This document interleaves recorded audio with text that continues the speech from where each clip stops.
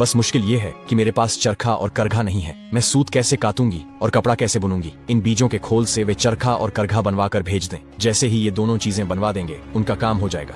बेचारे किसान की राज दरबार में जाने की हिम्मत नहीं हो रही थी, पर चंपाकली उसके पीछे ही पड़ गई। झक मारकर वह दरबार में जा पहुंचा। किसान की बातें और चंपाकली की मांग जानकर राजा की समझ में आ गया कि चंपाकली बहुत चालाक और बुद्धिमान है। उसने किसान से कहा, तुम्हारी यह बेटी बहुत चतुर है, मैं उससे मिलना चाहता हूँ। तुम उसे राजमहल आने को कहो, मैं उसके साथ बातें करना चाहता हूँ। लेकिन याद रखना, जब वह महल में आए वह न तो कपड़े पहने हो, न ही बिना कपड़ों के हो। न तो वह भूखी आए, न भरे पेट, न तो घोड़े पर आए, न ही किसी सवारी पर, और पैदल भी न हो। न तो रात में आए और न ही दिन में। यदि वह इन शर्तों को पूरी किए बिना आई तो मैं तुम दोनों बाप बेटी के सिर कलम करवा दूंगा। याद रहे, हर आज्ञा का पालन होना ही चाहिए। किसान बेचारा बड़े टूटे मन से घर लौटा। मौत जैसे उसकी आंखों के आगे नाच रही हो। जब चंपाकली ने पूरी बात सुन ली तो बड़ी बेफिक्री से बोली, पिताजी मैं सब कर लूंगी, आप बस मेरे लिए एक मछली पकड़ने का जाल ले आइए। अगले दिन चंपाकली ने शाम के समय अपने आप को जाल में लपेट लिया। इस प्रकार वह न तो निर्वस्त्र रही और न ही उसने कपड़े पहने। 2 मुट्ठी चबेना खाया, न पेट भरा न भूखी रही। एक बकरी को बाड़े से निकाला और उसकी पीठ पर एक गद्दी रखकर इस तरह बैठी कि एक पैर जमीन पर लगा रहे और एक ऊपर उठा रहे। इस प्रकार न वह सवारी पर थी, न घोड़े पर, और न ही पैदल जा रही थी। इसी रूप में वह शाम के समय में राजमहल पहुंच गई,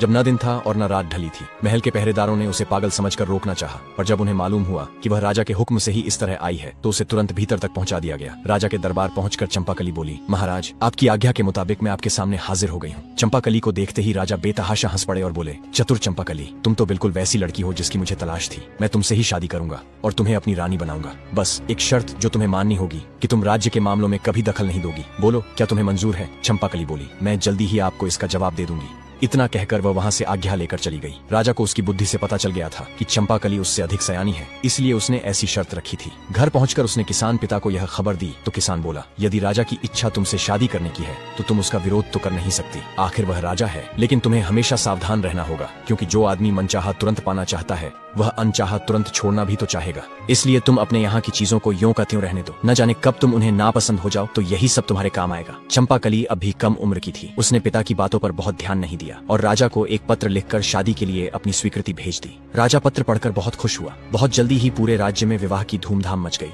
और निर्धारित समय पर उनकी शादी हो गई।